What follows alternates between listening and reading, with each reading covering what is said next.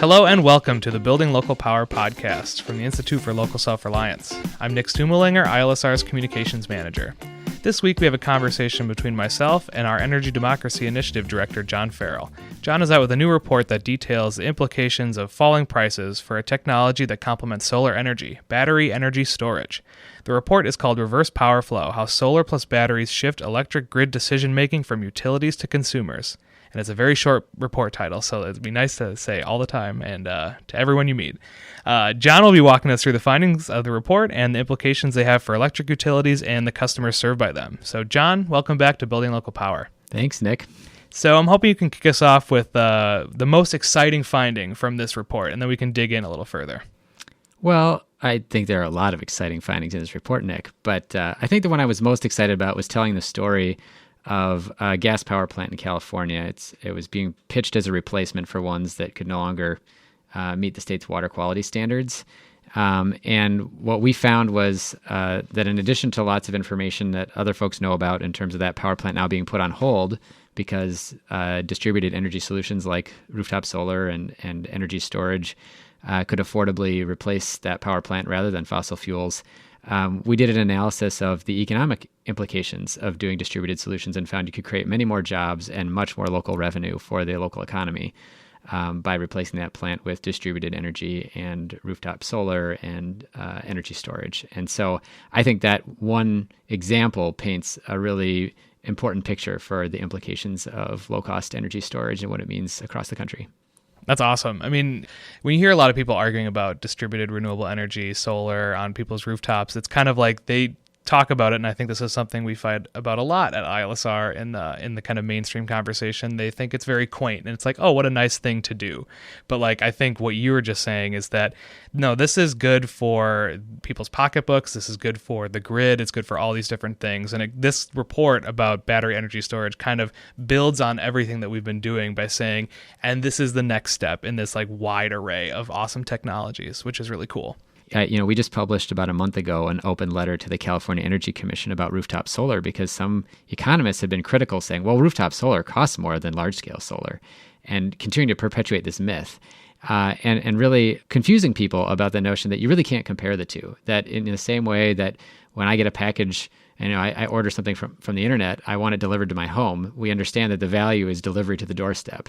And distributed energy, rooftop solar, does that really, really well. And so when California goes off and says, hey, we want to require new homes to have solar, that's actually a really big value for the community. And it's one of the components of this report is looking at how does this ability to do rooftop solar and combined with distributed storage really give customers more power.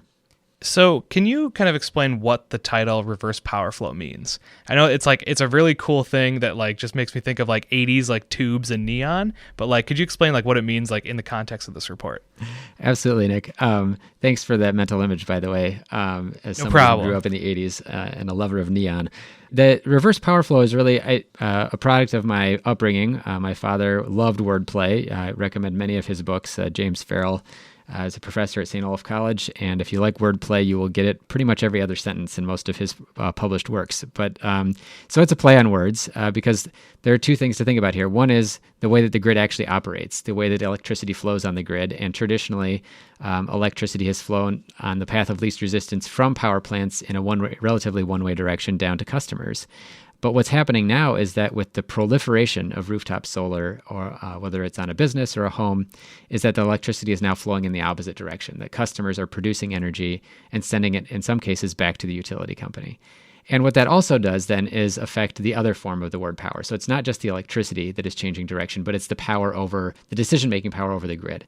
And I've got a great illustration in the webinar describing this report, as well as in the report itself, about how over 800,000 rooftops in California now host solar arrays. That's 800,000 power plants that were planned without an energy commission or a public utilities commission or a utility involved. It was just a customer saying, hey, putting solar on my roof is a good deal. And what that implies then is that the way that we make decisions about our electricity system have completely changed, that we are reversing the power flow. It is now coming from the bottom up instead of from the top down. And that has enormous implications for the way that we structure the rules for the electricity system and for electric utilities. So with more renewable energy on rooftops, with more kind of smaller scales, like all these wonderful little power plants that you're talking about, where does battery storage fit in as that big puzzle piece, I guess, in how we can think about these things, and maybe how that power is shifting even further away from the utilities and more to the customers? So battery storage has often been called the holy grail of solving the transition toward renewable energy for the electricity system, because as much as we love wind and solar power, they both predictably and sometimes unpredictably are not available. We do know that the sun sets every day, so there's going to be this period where the sun is not shining. Breaking news, the sun sets every day. I know, it's really remarkable. And it is, funny enough, an issue that still comes up in a lot of technical conferences about clean energy. That we are knowing better and better when renewables are going to produce and when they aren't. We're getting better at forecasting that, but we still have to have energy available 24/7. Electricity is something everybody expects to be there all the time, and energy storage is the tool by which we can make sure that it can be available at all of those times. Now, what's interesting in this report is that rather than focus on those technical implications of how we can have round-the-clock energy supply from renewables, what we're talking about is how it affects the power relationships on the grid system. In this case, energy storage is super interesting because, as you mentioned, all of those customers that have solar on their rooftop are still reliant on the utility. They can produce energy during the day, they can reduce their energy consumption, they can even in some cases reduce their electricity bill down to near zero. They don't have the power, for example, if the utility changes the rate structure and makes more of their bill a fixed charge every month to impact that. Or if they have a demand charge on the bill. Many commercial customers have a demand charge on the bill that's related to their total peak energy use in a given month. And it's much more difficult to control that with solar because maybe a cloud happens to pass over at that one moment you were hoping to reduce your energy use. So with batteries, what's happening is that customers are getting an unprecedented ability to control and manage their energy use and to respond to whatever it is that utilities try to do to try to maintain their revenue. And so it means that utilities have to be much more responsive to what customers want in this energy system because customers have more power than ever to defect. We talk about in cellular phones, folks cutting the cord and going off of a landline. Now, people aren't going to cut the cord to the grid in the next decade. It's just not going to make sense to do that. There's all these benefits to being connected to the network. But what we're talking about is what some folks call economic defection. It's the ability to move almost all of your energy supply away from the utility and to be almost totally self-reliant. And that has such important financial implications for utilities that it's going to motivate a lot of the choices that are made. So one of the things that I really think is important about this is putting the local in the local self-reliance aspect of this. Like we talk a lot about, there's a lot of folks that will talk about grid defection and like you said, cutting the cord from the electric grid is not the solution for like a vast majority of people. Because like you said, there are lots of benefits about being connected. You get the reliability and those types of things. But what are the spillover benefits for like if a lot of people in a neighborhood had rooftop solar arrays and they also had battery storage? Maybe there are some with like electric vehicles and some with gas powered vehicles as folks are transitioning. Like what does that kind of community neighborhood feel do for this kind of thing? I want to riff on that in just a second, Nick, but you sparked a story that I came out in the past month here that I think is important to understand in terms of the implications of affordable solar and energy storage and local self-reliance, which is there's a utility company in Vermont that has had this aging transmission line going up to a remote area, and they are now paying their customers to switch to solar and battery storage rather than rebuild the transmission line because it will be cheaper. And so I think that to me is a hallmark of the way that the economics of this system are changing.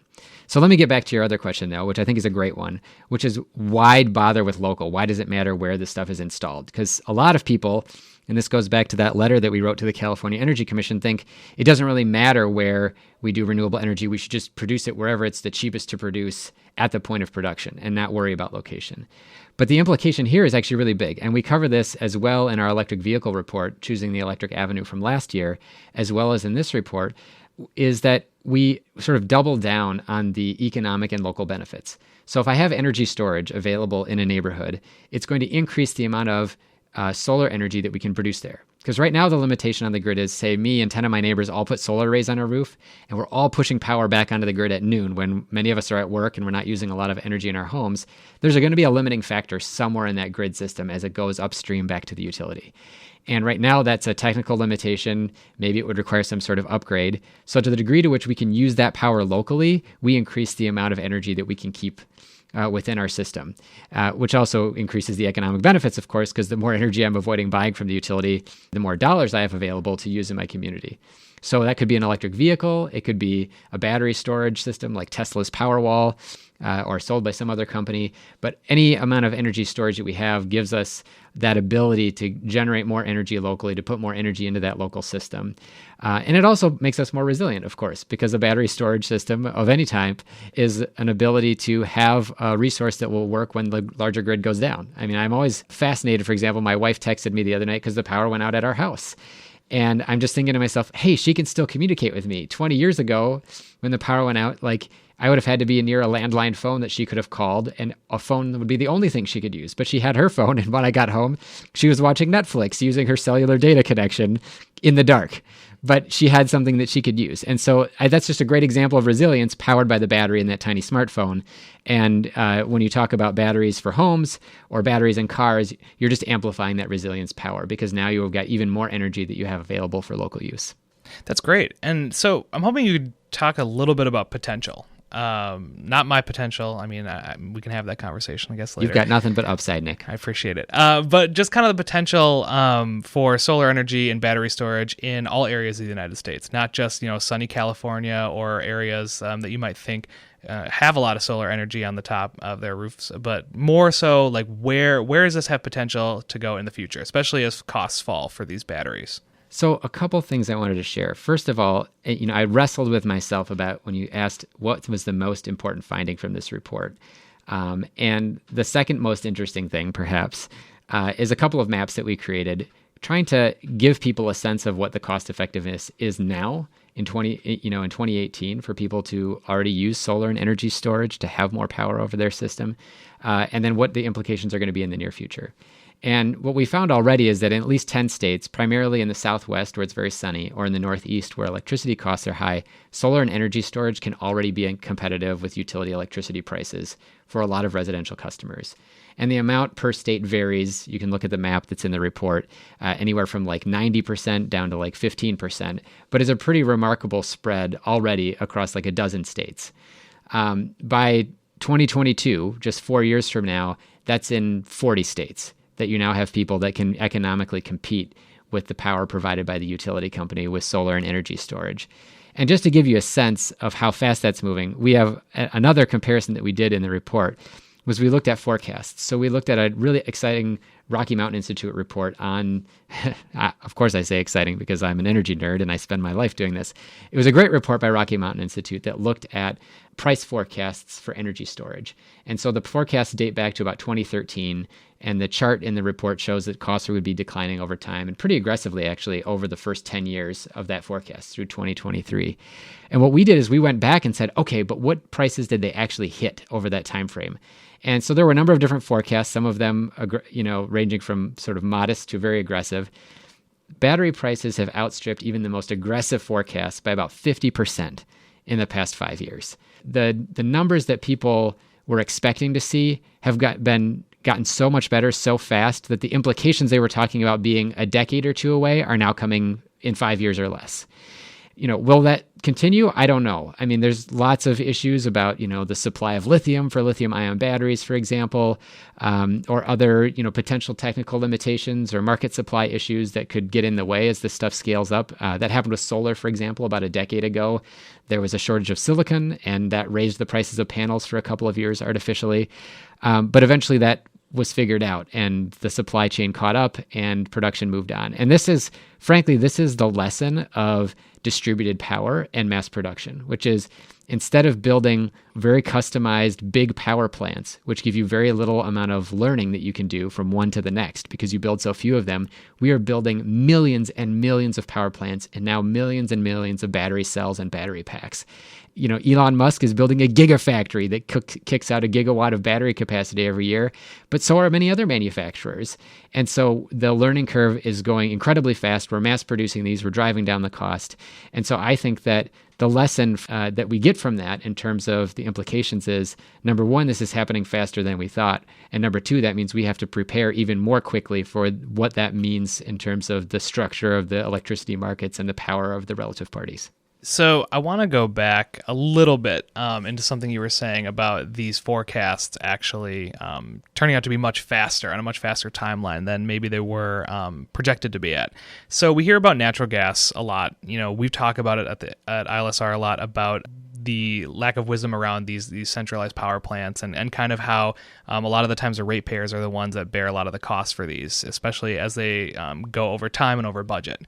We hear about natural gas as a bridge a lot, and a bridge to renewables, to what we're talking about, this reality that's coming faster. So what implications does the technology cost decline for batteries and then the pervasiveness of solar energy have for that bridge fuel, I guess, of natural gas? And what are the implications, I guess, for some of the arguments we've been hearing in like mainstream energy folks just talking about these things over the last 10 years?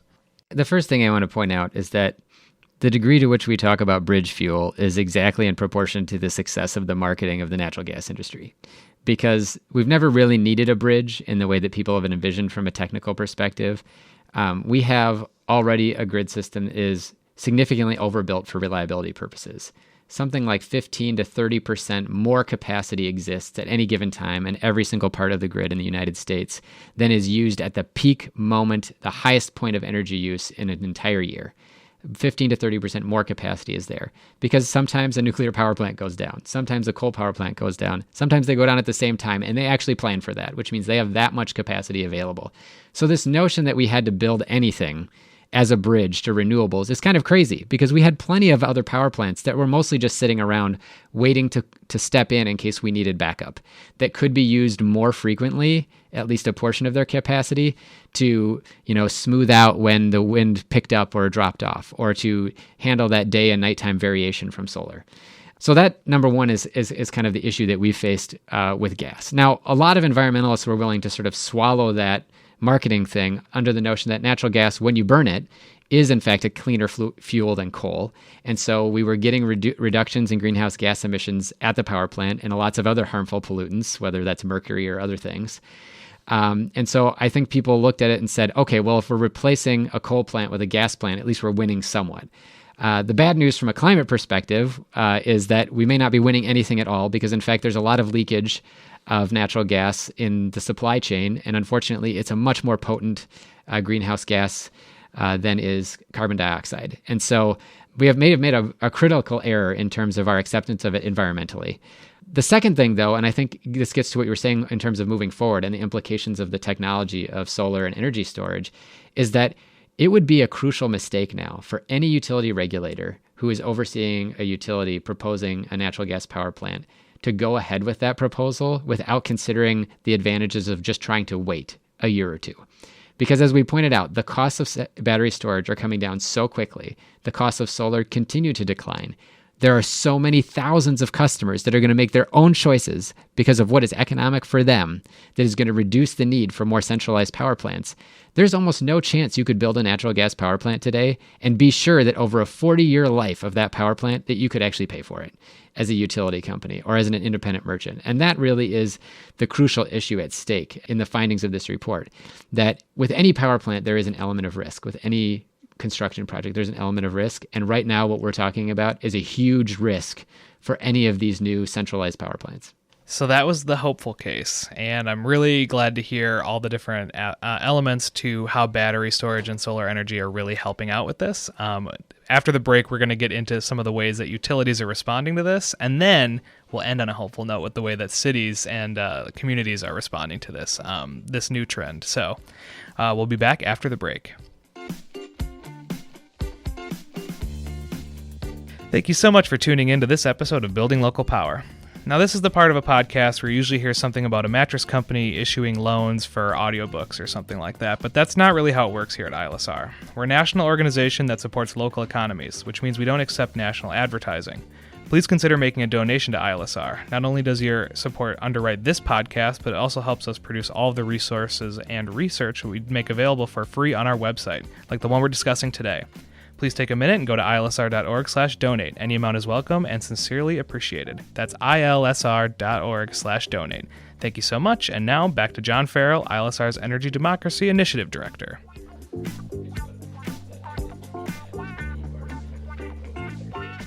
So now we're going to turn to the way that electric utilities have responded to this new trend of battery energy storage becoming a lot more cost-effective and giving customers more control. So John, you kind of hinted at it earlier with some of the anecdotes you were sharing, but how are electric utilities responding to this?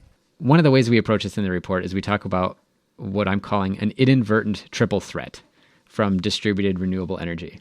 And there are three ways in which solar and energy storage, when they're owned by customers and developed by customers, threaten the utility business model. One is that they're more valuable because they produce energy right where we use it. The second one is they can come online much faster in a matter of months instead of years.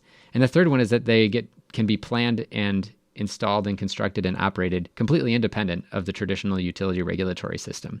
So in three crucial ways there, they are threatening that utility business model. And so what utilities have done in response, the first thing that they've done is try to put up the stop sign. You think of yourself going past a construction site on the road, and it gets down to one lane, and the guy out there in the vest is there with the stop sign. Utilities are out there every day with that stop sign, trying to find ways to put a halt to customers installing their own power generation and energy storage. Sometimes they're doing it by trying to change the rate structure to make it uneconomic to install solar. Other times they're trying to reduce the compensation for folks who do install solar or install a fee on the bills. There are dozens and dozens, if not hundreds, of stories of this. In fact, we tracked them for a while over the past few years and called it Distributed Generation Under Fire. It was a regular blog post that we did that we updated on a quarterly or annual basis. So it happens a lot. There's a couple other ways that utilities are approaching this as well, though. A lot of them have invested in utility-scale renewable energy. And for folks who are mostly interested in renewable energy from an environmental perspective, I think what utilities are hoping is this will be sufficient for them. They're like, hey, we're building huge wind farms, we're building big solar arrays, the grid is greening up, the carbon emissions are reducing, the pollution is reducing. That's what a lot of people care about. And it's true, when we were talking about approaching climate change, getting carbon emissions down is super important. But there are a couple of other things that people do care about that are not covered by that. One is the economic opportunity that comes from renewable energy. I have a much bigger stake in terms of the value to me of putting solar on my own rooftop and capturing all that economic value myself than at getting a tiny fraction of the potential savings that the utility might pass through after it's rewarded its shareholders for power plants that it's built. Now that differs, of course, based on the kind of utility you have. Most Americans are served by investor-owned utilities. They're owned by shareholders. They're regulated, sometimes successfully and sometimes not by public agencies. A lot of people are served by cooperatives or by publicly owned utilities. In those cases, the calculus might be a little bit different, where as a co-op owner, for example, I actually own a slice of the utility company and I do share in the benefits when renewables are invested at a large scale. But it doesn't necessarily address the fact that people may simply want to exercise their right to capture the energy that falls on their property. And people may want to take advantage of those economic opportunities. And as well, a grid is more resilient when it's more distributed. And so, like we talked about before, with people, my wife watching Netflix in the dark because the power is out, if there are batteries distributed all around in communities owned by people that are not the utility, they provide that resiliency in the event of outages. And so those could be in community centers, and they could be places where folks gather during natural disasters, or it could be in homes and businesses where people are able to keep the lights on and the refrigerator running or something like that at a minimum. So there are a lot of benefits there that aren't captured with utility scale. The final thing that utilities are doing is they're trying to get into utility ownership of distributed systems. So you have, for example, Tucson Electric Power and Arizona Public Service, two shareholder-owned utilities in Arizona. And what they've invested in and what they've been allowed to pilot is owning the solar arrays that are on people's houses. So the folks in those homes have a solar array on the rooftop, but rather than getting a a very large reduction in their energy bill, as would be the case if they owned it. They might be getting a nominal monthly payment of $10 or $20 or $30 as sort of a roof rental fee. And as we cover in the webinar presentation and also in some previous blog posts, what that really does is suck a lot of the economic value and opportunity out of the transition to clean energy.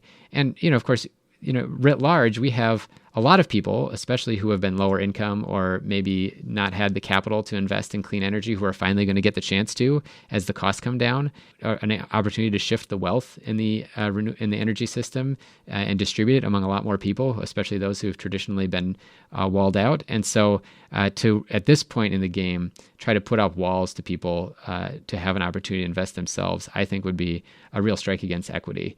And the opportunity for energy democracy. So that all of that is happening, unfortunately, and it's one of the things that we pay very close attention to in trying to ensure that people retain the right to invest in clean energy in the way that makes most sense for them.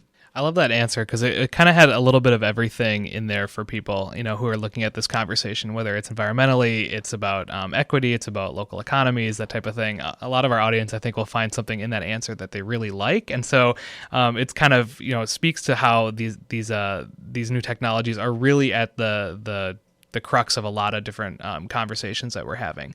And it strikes me also that the model of a monopoly electric utility, makes some intuitive sense from a historical perspective. I think that when you're talking about those large centralized utilities, you think of a lot of different, coal power plants, nuclear power plants. So it makes sense. They were large in the past. But now that we have this change in business model, we have this change in technology, and, individual households, those little power plants that you were talking about before, is challenging that monopoly that the folks, in those boardrooms, maybe some captured regulators or something like that are really kind of saying, no, we don't want to change. We don't want to do anything. We don't want to return any of this wonderful money that's lining my pocket to the people who could benefit from it. And so I'm kind of wondering, because it comes up a lot in some of the things we're talking about, whether it's Amazon or it's a number of other, large monopolistic behemoths, like what can a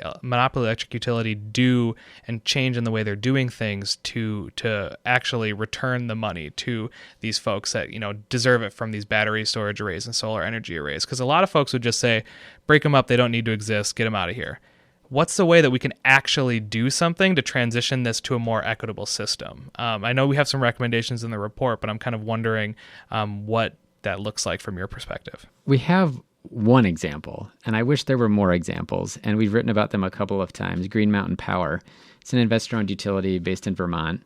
They are registered as a B corporation, or a benefit corporation, which means that they have a broader bottom line than simply shareholder value, but that they have a responsibility to the environment and to their customers. Whether that's the result of being a benefit corporation or simply the culture that led to them registering as a benefit corporation, they have been on the forefront of identifying ways to support their customers in making those choices. So they're the utility that has the transmission line that was aging, where they said, hey, we think we'd be better off helping our customers finance distributed energy solutions that continue to serve their electric needs in lieu of building a new transmission line. And so what they're doing, for example, is they're helping people pay for a battery storage system for their home with a small monthly charge on the utility bill over 10 or 15 years. Or helping people finance a solar array, or increasing compensation for solar relative to how much that solar energy helps them, reduce the electricity system demand at times of peak energy use. So there are ways that utility companies can, I think, make investments that are still good for their shareholders. And in fact, Green Mountain Power is outperforming the index of other investor-owned utilities over the past 4 or 5 years. As a benefit corporation. So I think that's a really key lesson there. And, not every utility is like Green Mountain Power or has the same customer base. There's a lot of caveats to that, but I think that's a very powerful example.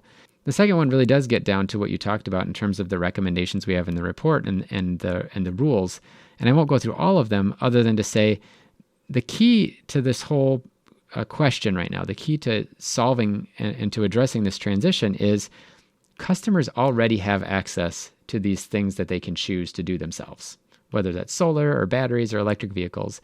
And right now that's biased toward people who have more wealth and access to capital. but it is increasingly going to become more democratic in terms of who has access. And so the question is, how can the utility system, how can the utility market structure account for and reward the value that those bring to the grid, no matter who owns it? Because right now, basically, we reward that value in full only when the utility builds and owns it. But for example, if my battery can help maintain the grid's consistent voltage and frequency, a very valuable service, and I don't live on the East Coast, I have no way of getting paid for that. Or if my battery could be partially controlled by the utility at a time of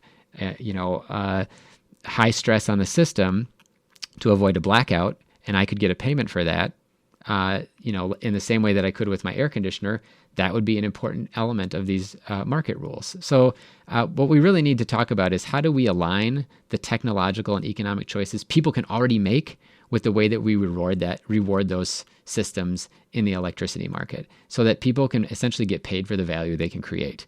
And the problem is that under the monopoly model, we really only recognize the full value of what one entity can produce, the monopoly, and we don't recognize it for everybody else. And that monopoly is very resistant to recognizing the value that other people produce because it threatens their monopoly. And so I think Green Mountain Power provides a powerful example of how you can exist in both spaces. And the question is, can we create rules that allow Green Mountain Power to still make money by helping customers do something, but also reward their customers for doing those same things so that it's fair? It's a level playing field.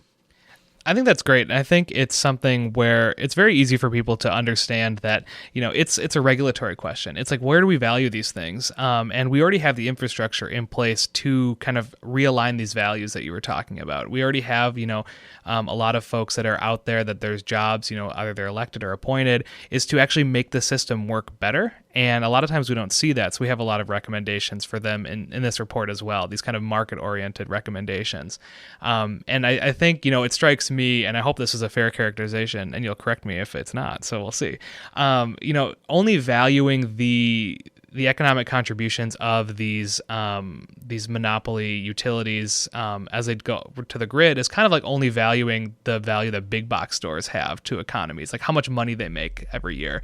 And you're not even looking at the ways that local economies have the spillover benefits and those like small businesses and those types of things when they're actually participating in the local economy. And so only looking at, the 3 or 4 biggest names that you could possibly pick out of a list rather than like Joe's rooftop from his solar array and his battery storage, I think is a really useful way to kind of think about the types of things that are actually valued in what we're talking about here. What I would describe that as the bias toward big in everything. That, when Walmart or Best Buy or Target does anything, whatever it is, it's considered newsworthy simply because it's a big thing done by a big entity, even though, for example, in California, 800,000 individual customers have made the choice to go solar and collectively have built more than 6 gigawatts of power plant capacity. That's like equivalent of like 3 different nuclear power plants. If any utility had announced they were building 3 nuclear power plants in the last 10 years, it would have been in the news.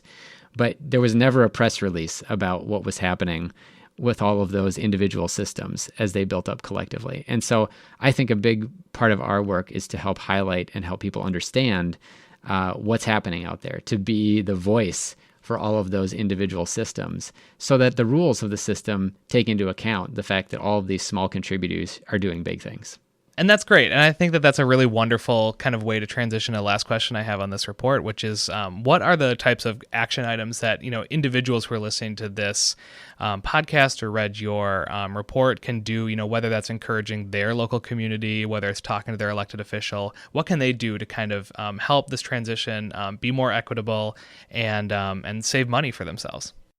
I think, frankly, starting with what you can do yourself is not only something that's very tangible, but then helps feed into some of the bigger things you can do. So, I'm participating in a solar buying group. It's a co-op. It's a group called Solar United Neighbors. They have buying co-ops in 8 or 10 different states now. I think maybe almost 15 states. I should know. I'm on their board, full disclosure. And it's just basically what it is go out and get a group bid. You say, hey, 20 or 30 of us are going solar at the same time. Can we get a deal? Or there's community solar, which is to say that, it's a solar array on a neighborhood church and I can buy a share of that. And 16 different states have policies that allow you to do that. So the first thing to do would be to see, what can you do yourself to be part of this new energy economy? And then what you learn from doing that is kind of how the rules are set up. and what needs to change and who it is that makes the decisions around things. So, for example, in a couple of states now, state regulators are issuing moratorium on new natural gas power plants. Legislators can play a role in that. Legislators oversee those public regulators, and they can help to establish better rules to allow a fair playing field between the behemoth utility that is investing in gigantic new power plants that may or may not be needed, and the little individual producers who, for example, have to follow state-set interconnection rules about how you can connect and plug into the grid. So there are so many different ways that people can get involved, but I think looking into it in terms of how it can benefit yourself is a great way to start, because then you get something out of it that also helps other folks. That's great. So we are replacing a little bit of the recommendation part of this podcast with a galling example of monopoly power. And as I was saying to John before we started recording, this is not that hard of a thing to include, because there are so many aspects of the economy that are captured by monopolies, and there's a lot of easy things that we can hopefully lift the curtain on the way that monopolies impact. So, John, what do you have for us? Unfortunately, I have a story of a monopoly utility, Entergy, in Louisiana, which was trying to get permission from the city of New Orleans to build a massive new natural gas power plant, hired a PR firm to get people to come and lie to city council, but pose as ordinary citizens that they were in favor of this natural gas power plant being built in that community. And so it's a really unfortunate, galling example. And the city council did vote, in fact, to approve the construction of that power plant.